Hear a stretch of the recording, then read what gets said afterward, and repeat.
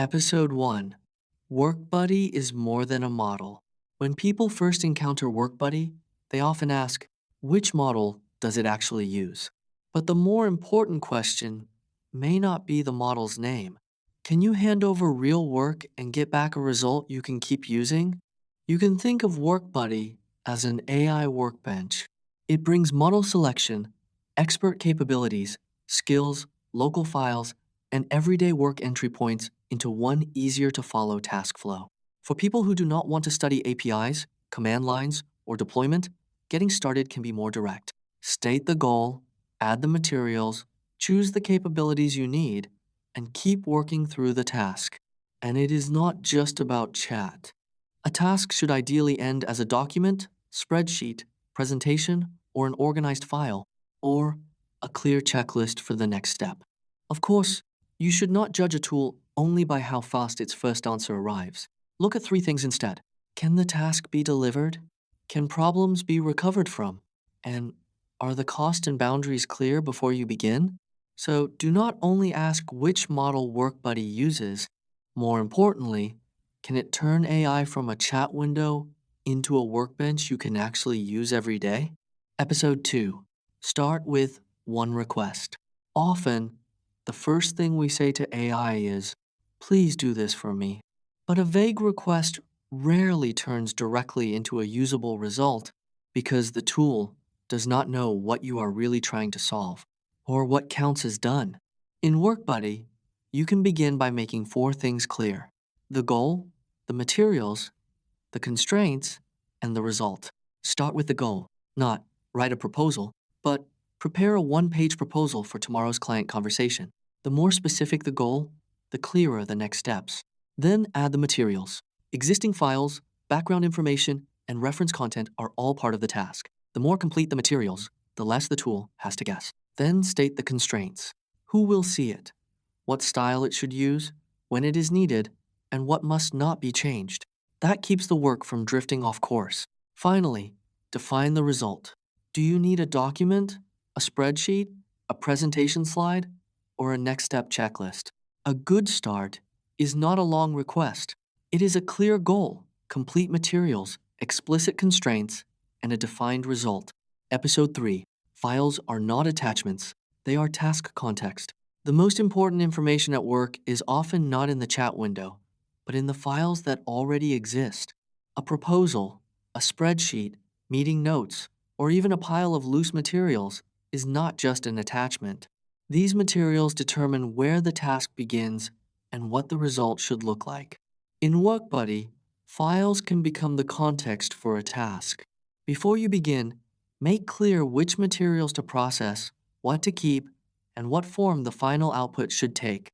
If you are organizing meeting notes, provide the original record, the points to extract, and who will use the result. If you are updating a spreadsheet, specify which columns cannot change, which data needs to be filled in, and whether the deliverable is a new sheet or a changed summary. The more complete the materials, the less the task depends on guesswork.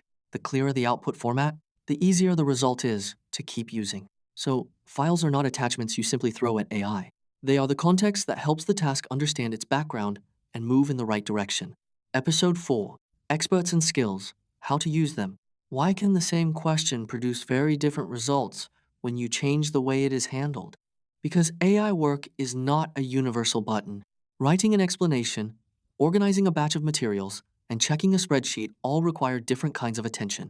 In WorkBuddy, experts and skills can be understood as ways to handle different kinds of tasks. The point is not to memorize their names, but to first understand what this task needs to accomplish. Start by identifying the task type: writing, organizing, analysis, or production. Then look at the input materials, the constraints, and what needs to be delivered. After choosing an approach, check whether the output solves the original problem. If it does not, add more material or try another approach. This helps reduce irrelevant answers and repeated rework. It is not about having more capabilities. It is about using each one at the right step. Episode 5. When to choose a model. Models matter, but if the first question is only which model to use, the focus may already be misplaced. Before starting, clarify how complex the task is how quickly it must be done, what quality the result needs, and what level of cost is acceptable.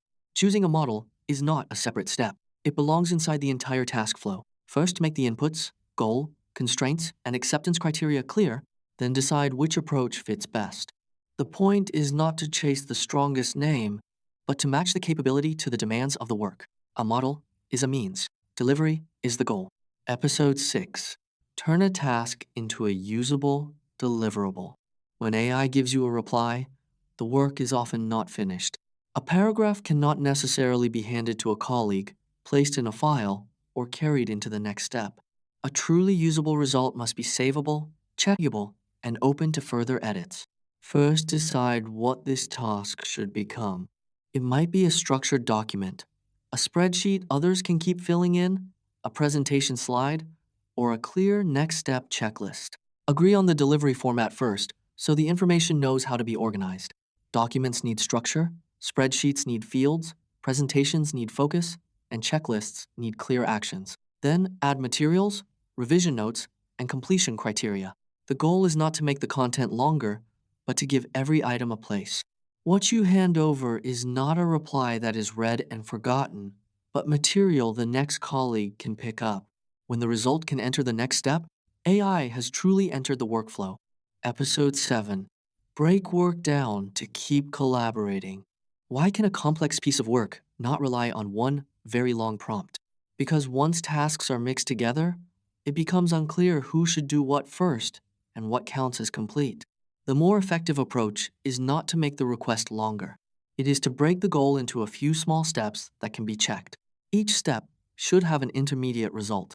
Add a checkpoint to confirm whether it is ready for the next step. You can plan first, then execute, check, and add what is missing. When something changes, you only need to adjust the relevant step instead of overturning the whole task. Once the work is broken down, it becomes easier to see where the progress is, what is missing, and who owns the next step. Collaboration is no longer just forwarding a long message back and forth. Breaking work down is not adding process. It reduces loss of control and lets the work keep moving forward.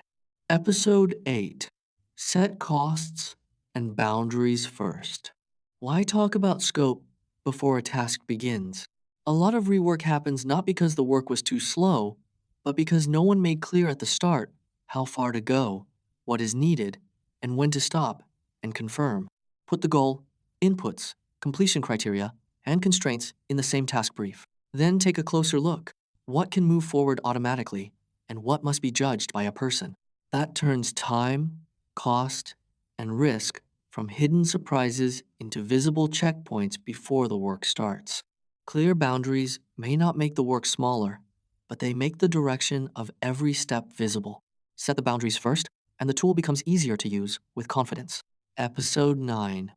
Where to start with everyday work. When you use it for the first time, you do not need to start with the hardest task. A better starting point is a small task that is frequent, easy to check, and relatively low risk.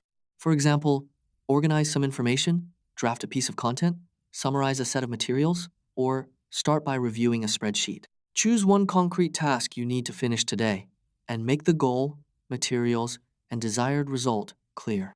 Then hand over the task, check the result, and add revision notes to move it to the next step. Once a small task truly moves forward, you will gradually find your own rhythm. Start with one small thing, and the tool can become part of everyday office work. Episode 10. More than answers. Keep revising. The first version is usually not the last. A truly useful result does not end when an answer is given. It can take in the feedback that follows. Feedback does not overturn the original content. It adds the context needed for the next round. Say what to keep, what to change, and then add new materials and completion criteria. That lets revision notes, added materials, and version changes keep working together around the same task.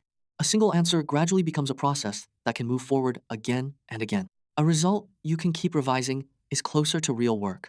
Episode 11. Bring AI into the team workflow. One person understanding something does not mean a team can pick it up. When a task reaches the next person, they most need to know why it started and where it is now. Make the background, the intermediate result, and the open questions clear. So handoff is more than saying, take a look from here. Then make clear who provides the input, who reviews it, and who takes the next step. That way, everyone can see the task status and understand their own responsibility boundary. Communication no longer has to repeat who did this and where are we now. Before AI can enter a team, the handoff between people has to become clear. Episode 12. Choose tools by whether work moves forward. Having many tools does not automatically make work easier to finish. When judging whether a tool fits, do not rush to compare names and parameters. Return to a real task and see whether it can deliver a usable result. If something goes wrong along the way, can it recover? If you keep using it, are the cost and boundaries clear? Try it on a common task at small scale. Then check whether the result can keep moving forward. Then you see not a feature list, but whether it fits your own rhythm. The most valuable tool is one that helps work move forward steadily.